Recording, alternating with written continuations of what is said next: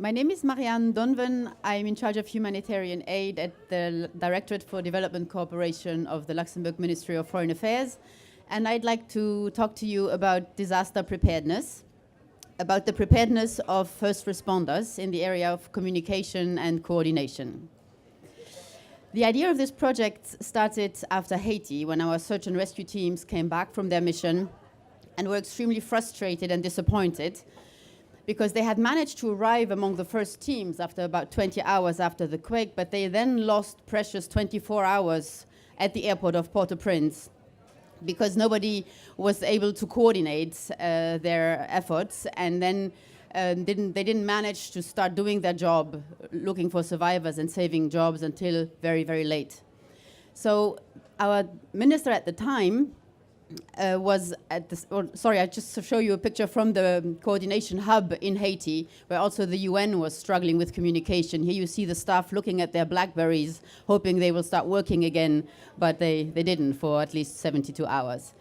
So our minister at the time was not only development cooperation minister, but also minister for telecommunication. So then he decided that we had to better prepare our deployment teams, that we had to develop a solution that the teams could take along with them when they were deployed, that they could set up very quickly after they arrived to allow them to report home and communicate as quickly as possible.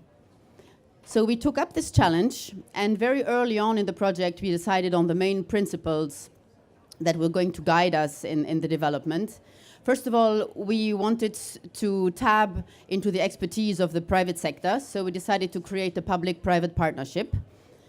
Then we also decided, because we are very multilateral in the heart in Luxembourg, to work in close collaboration with WFP, the World Food Programme, because they have the lead of the emergency telecommunications cluster in the humanitarian system.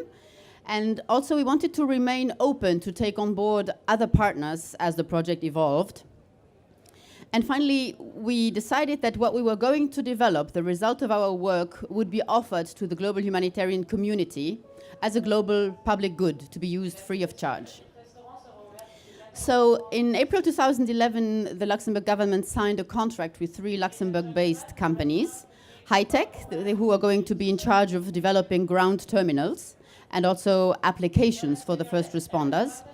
Then SES, also called SES Astra previously, maybe you know that name better, who are going to be in charge of the satellite infrastructure and satellite capacity, and a Luxembourg medical evacuation company called Luxembourg Air Ambulance, who were going to be in charge of the logistics. And we also realized that in order to be really well prepared, we could not take any chances, not be relying on anybody else. So we decided to take an end-to-end approach, to take control of the full chain of operations, from the transport through the satellite connectivity, the ground terminals, and the services. In the meantime, we have taken on board 2 additional partners, Skype, for you know what Skype can do, but we integrated an adapted client into our system because the other one takes up too much bandwidth. This one is more fit for the humanitarian purposes and also for chatting and teleconferencing. And Ericsson Response, which was already a partner of WFP in the cluster, for their wider system for access control of the internet.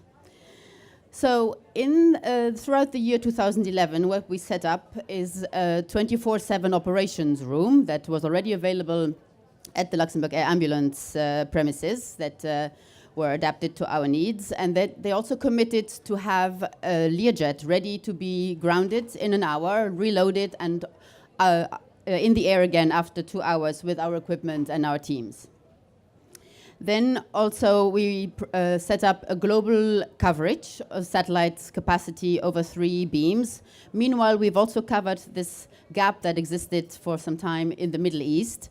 We changed beams because that's also very important for us to be able to test the terminals that we have pre-positioned in Dubai. So we need this coverage there.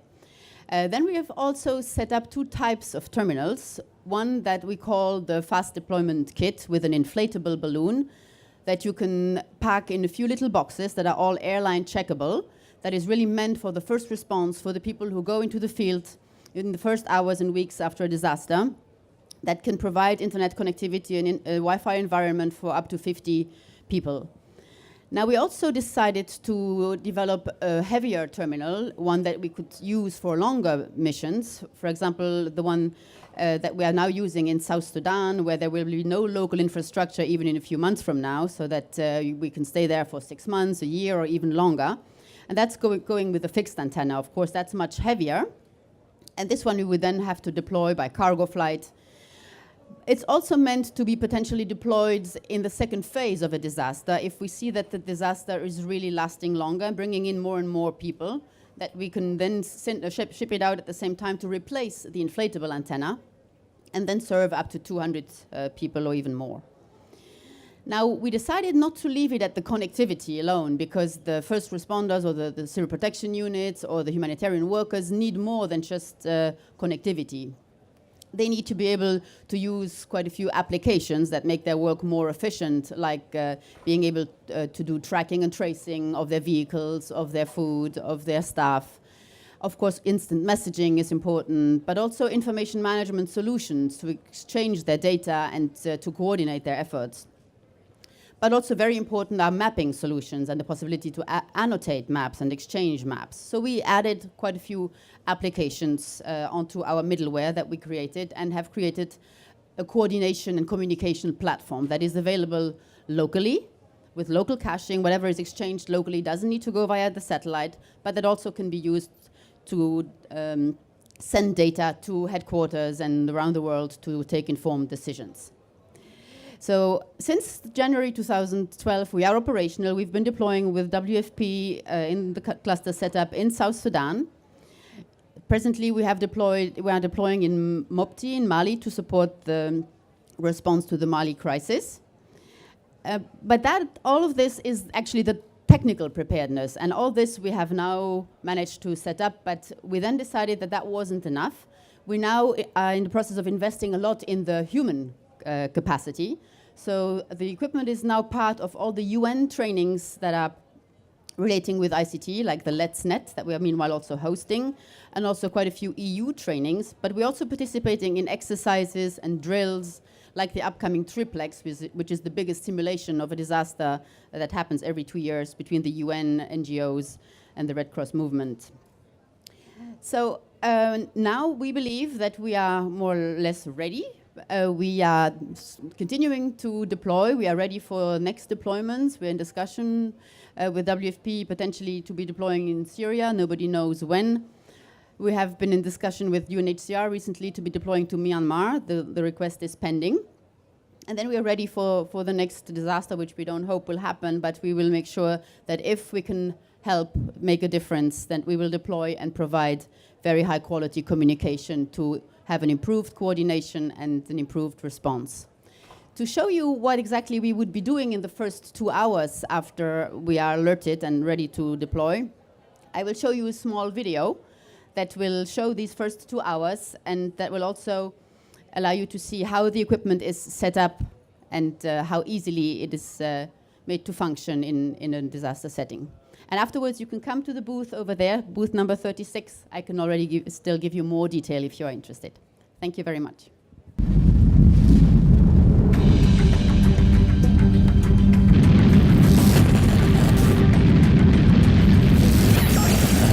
I hope you have got information about the big earthquake in the Caribbean. It's a humanitarian disaster. So do you think we should get ready? Yeah, we should get ready to deploy it. The minister just approved the deployment of emergency.lu. Yes. What's this?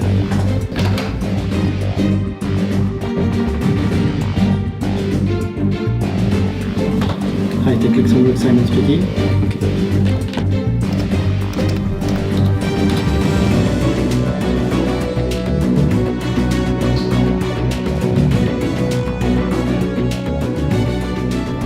Luxembourg sous Fabien Moyenne.